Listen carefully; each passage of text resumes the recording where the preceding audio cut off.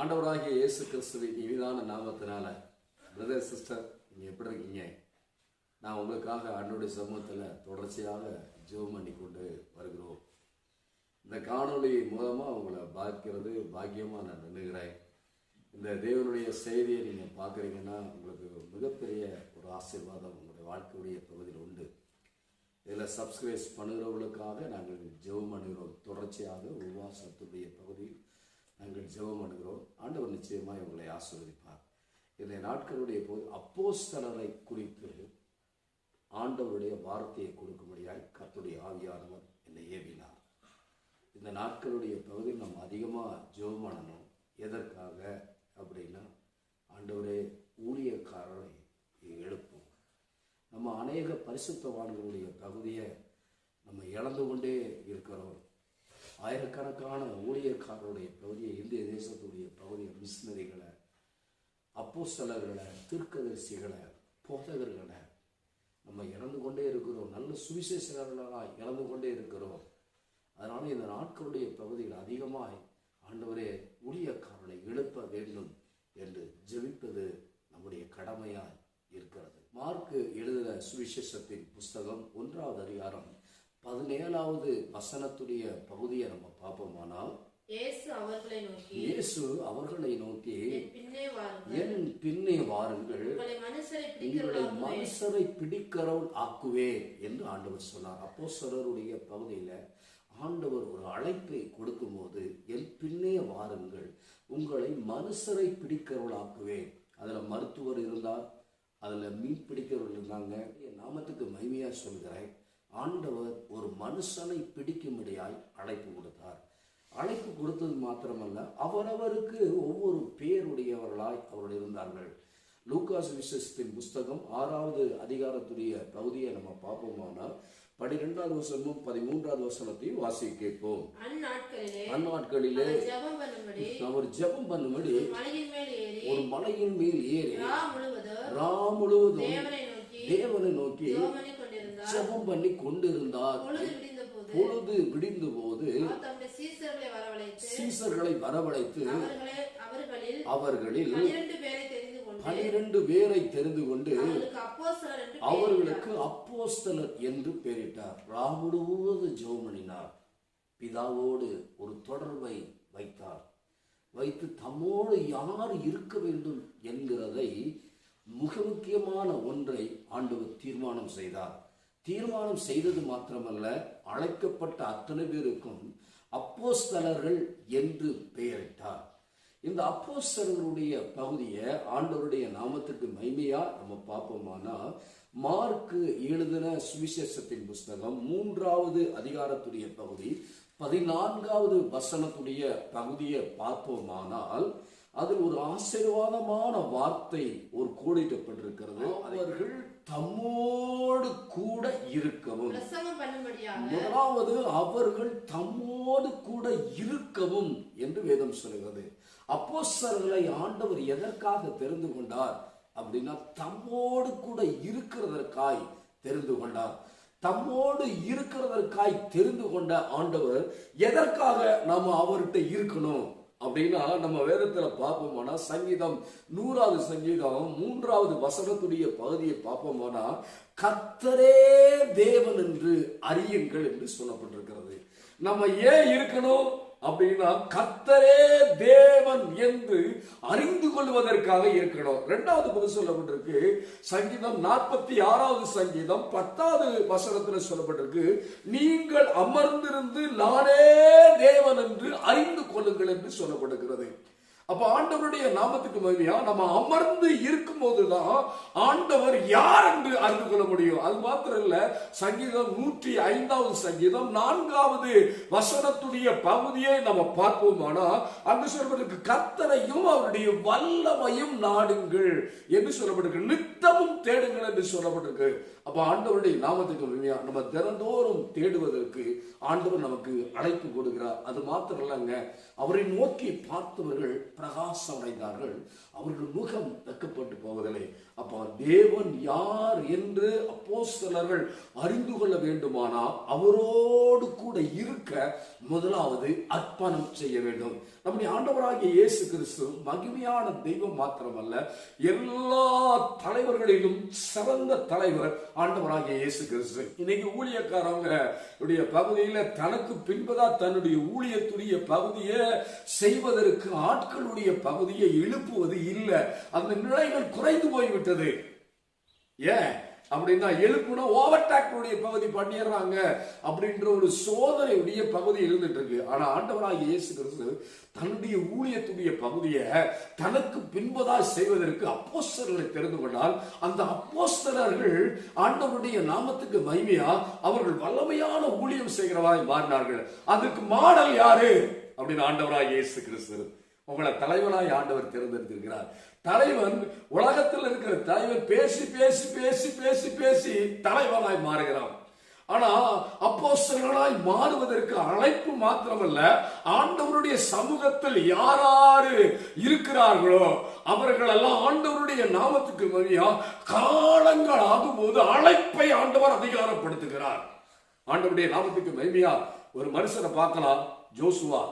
ஜோசுவா என்கிற மனுஷனை ஆரம்பத்துடைய பகுதியில, அவன் வாழ்க்கையுடைய பகுதியில சிறு பையன். அது மாத்திரம் இல்லைங்க, ஜோசுவா அபிமெலேக்கனோட யுத்தம் பண்ணினான். ஆனா அபிமெலேக்கனோட யுத்தம் பண்ணின ஜோசுவா அவன் தேவனுடைய சமூகத்தை விட்டு பிரியாத ஒரு வாலிபனா இருந்தான். அது மாத்திரம் இல்லைங்க, விட்டு பிரியாத வாலிபனா இருந்தது மாத்திரமல்ல, ஆண்டவருடைய நாமத்துக்கு மகிமையா விசுவாசத்துக்குரிய வார்த்தையை பேசுகிறவனாய் மாறினான். ரொம்ப முக்கியமான ஒன்று, ஆண்டவருடைய நாமத்துக்கு மகிமையா மோசேயின் ஊழியத்துடைய பகுதியை ஜோசுவா செய்தார். அப்போ மோசேயின் ஊழியத்தை ஜோசுவா செய்வதற்கு யார் மாடல்? மோசே. இன்றைக்கு அப்போஸ்தலர்கள் தான் மாடல். ஆண்டவராகிய இயேசு கிறிஸ்து மிகப்பெரிய தலைவன் மாத்திரமல்ல, அவர் அப்போஸ்தலர். அவர் என்ன பண்ணார்னா, தன்னுடைய சீஷர்களை நம்ப வைத்தார். எப்படி நம்ப வச்சாரு? ஒன்று, காணா ஒரு கல்யாணத்துல ஆண்டவருடைய நாமத்துக்கு மகிமையா அவர் தண்ணீரை திராட்சரசமா மாற்றினார். 6 மாதங்கள் உருவாக்க வேண்டிய திராட்சரசத்தை 6 வினாடியில் உருவாக்கி ஆண்டவருடைய நாமத்துக்கு மகிமையா உருவாக்குனது மாத்திரமல்ல, அதை பகிர்ந்து கொடுக்க வைத்தார். அதன் மூலமா சீஷர்கள் இயேசுவை நம்பினார்கள். இரண்டாவது பகுதியை நம்ம பார்ப்போம்னா, ஆண்டவருடைய நாமத்துக்கு மகிமை 5 அப்பத்தையும் 2 மீனுடைய பகுதியை 5000 பேருக்கு பகிர்ந்து கொடுத்து அவர் ஆசீர்வதிக்கிறவர் என்பதை ஆண்டவர் கற்றுக் கொடுத்தார். மூன்றாவது பகுதி, காற்றையும் கடலையும் ஆண்டவர் அதட்டினார். இறையாதே, அமைதலாய் இரு என்று சொன்னார். இயற்கை மேல் தனக்கு அதிகாரம் இருக்கிறதை காண்பித்தார். கடைசியா ஆண்டவருடைய நாமத்துக்கு மகிமையா தரித்தாகுமி என்று சொல்லி, சிறுப்பனே எழுந்திரு என்று சொல்லி ஆண்டவருடைய நாமத்துக்கு மகிமையா மரணத்தை ஜெயமாய் ஜெயித்த தெய்வமாய் காண்பித்தார். அன்பான சகோதரனே, சகோதரியே, இன்றைக்கு அப்போஸ்தலர் ஊழியத்தை எழும்ப வேண்டியது அவசியம். சபைகளை ஸ்தாபிக்கக்கூடிய ஊழியக்காரர்கள் தேசம் எங்கும் எழும்ப வேண்டியது முக்கியம். இன்றைக்கு எழும்பினவங்க சில ஆவிக்குரிய போராட்டத்தினால, சிலருடைய வாழ்க்கையுடைய பகுதியில சில தோல்விகள் நிமித்தமா முடங்கி கிடக்கிற சூழ்நிலையை பார்க்க முடியுது. ஆண்டவருடைய நாமத்துக்கு வழியா நீங்களும் நானும் சேர்ந்து நம்ம ஜெபம் பண்ணுவானா, தேசத்தில் ஆண்டவர் அப்போஸ்தலர்களை கட்டாயமாய் எழுப்புவார். அப்போ மத்தேயு எழுதின சுவிசேஷத்தின் புஸ்தகம் 10வது அதிகாரம் 1வது வசனத்துடைய பகுதியை ஆண்டவருடைய நாமத்துக்கு மகிமையாய் வாசிக்க கேட்போம்.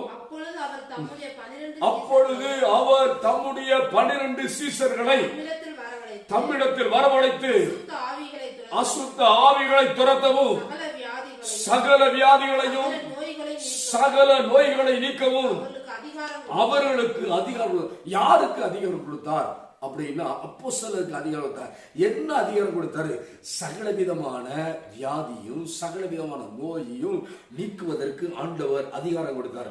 அந்த அதிகாரத்துடைய பகுதியை ஆண்டவர் என்ன பண்ணார்னா பலப்படுத்தினார். எப்படின்னா, லூக்கா சுவிசேஷம் 9வது அதிகாரத்துடைய பகுதி, சகல பிசாசுகளை துரத்தவும். அப்போஸ்தலருக்குரிய அதிகாரம் என்ன அப்படின்னா, சகல பிசாசுகளை துரத்தவும், வியாதி உள்ளவர்களை சுகமாக்கவும், அவர்களுக்கு வல்லமையும் ஆண்டவர் சுகமாக்க வல்லமையும் அதிகாரத்தை கொடுத்து தேவனுடைய ராஜ்யத்தை குறித்து பிரசங்கிக்கவும், பிணியாளிகளை சுஸ்தமாக்கவும் அவர்களை அனுப்பினார். ஆண்டவருடைய நாமத்துக்கு மகிமையா சொல்றேன். தேவனுடைய ராஜ்யத்தை ஸ்தாபிக்கக்கூடிய அதிகாரத்தை யாருக்கு ஆண்டவர் கொடுத்தார் அப்படின்னா அப்போஸ்தலருக்கு கொடுத்தார். அதனாலதான் அப்போஸ்தலர்களை எழுப்பும் ஆண்டவரே என்று நம்ம ஜெபம் பண்ண வேண்டியது அவசியமாக இருக்கிறது. ஆண்டவருடைய நாமத்துக்கு மகிமையா இன்னொரு காரியத்தை ஆண்டவர் செய்தார். மார்க்கு சுவிசேஷத்தின் புஸ்தகம் 6வது அதிகாரம் 12-13வது வசனத்துடைய பகுதியை நம்ம பார்ப்போமானா, ஆண்டவருடைய நாமத்துக்கு மகிமையா அங்கேயும் சொல்லப்பட்டிருக்கிற அந்த அதிகாரத்துடைய பகுதியை அவர்கள் என்ன பண்ணாங்கன்னா உபயோகம் செய்தார்கள். வாசிக்கப்போ அவர்கள் புறப்பட்டு போய் மனம் திரும்புங்கள் என்று பிரசங்கித்து அநேக பிசாசுகளை துரத்தி அநேக நோயாளிகளை எண்ணெய் பூசி சொஸ்தமாக்கினார்கள். ஆண்டவருடைய நாமத்துக்கு அங்க புதுசா ஒன்று சொல்லப்படுகிறது. எண்ணெய் பூசி சொஸ்தமாக்கினார். அதுல ஒரு வார்த்தை, மிக முக்கியமான ஒரு வார்த்தை சொல்லப்பட்டிருக்கு. என்ன வார்த்தை அப்படின்னா மனம் திரும்புங்கள் என்கிற ஒரு வார்த்தையுடைய பகுதி அங்க சொல்லப்பட்டிருக்கு. அது மாத்திரமல்ல, எண்ணெய் பூசி சொஸ்தமாக்கினார்கள். சொஸ்தமாக்குனது மாத்திரமல்ல, ஆண்டவராகிய இயேசு கிறிஸ்துவின் நாமத்துக்கு மகிமையா ஆண்டவருடைய வல்லமையான கரம் அவர்கள் ஒவ்வொருவர் மேல் இருந்தது.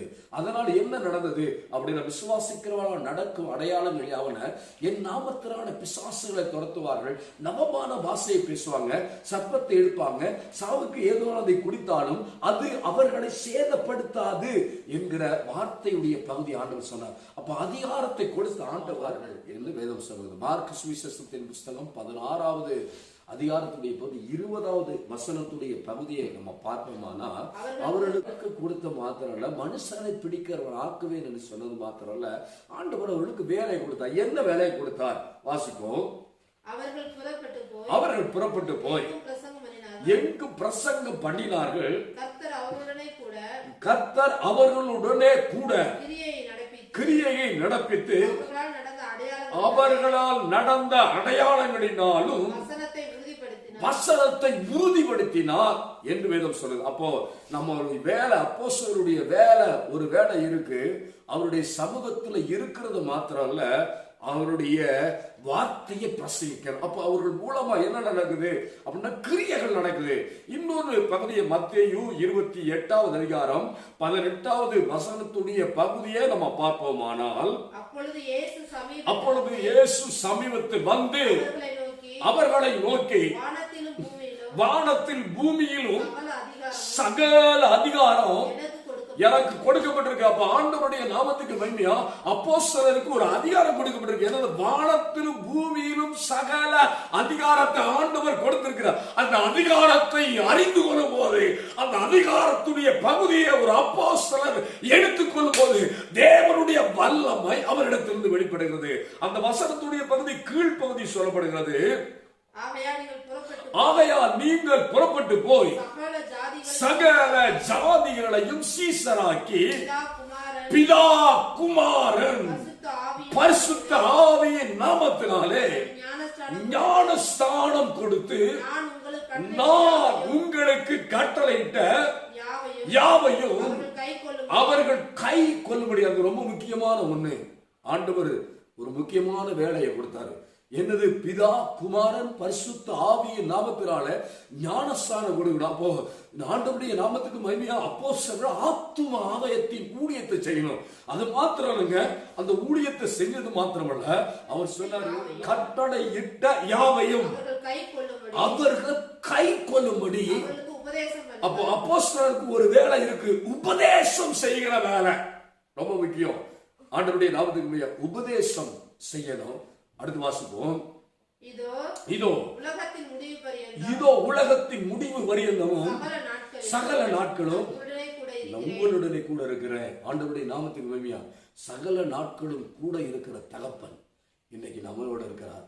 ஆண்டவரே, எங்க இந்திய தேசத்துல அப்போஸ்தலர்கள் இருப்பாங்க. ஆண்டவரே, எங்க இந்திய தேசத்துடைய பகுதியில மாத்திரம் இல்ல, எங்க தமிழ்நாட்டுல, எங்க நீலகிரி மாவட்டத்துல ஆண்டவரே உமக்காக பயன்படுகிற அப்போஸ்தலர்களை எழுப்போம் என்று கேட்க வேண்டியது அவசியமா இருக்கு. ரொம்ப முக்கியமான ஒன்றை பார்க்கணும். அவங்க சிலுவையை நோக்கி பார்க்கணும். வாழ்கன்றவங்களையும் பார்க்கக்கூடாது, ஒளிகன்றவங்களையும் பார்க்கக்கூடாது. அப்போ இயேசுவையே ஒரு அப்போஸ்தலன் பார்த்தா என்ன செய்ய முடியும் அப்படின்றதுக்கு ஒரு ஆதாரம் இருக்கு. அது என்ன அப்படின்றத ஆண்டவருடைய நாமத்துக்கு மகிமையா வாசிக்க கேட்போம்.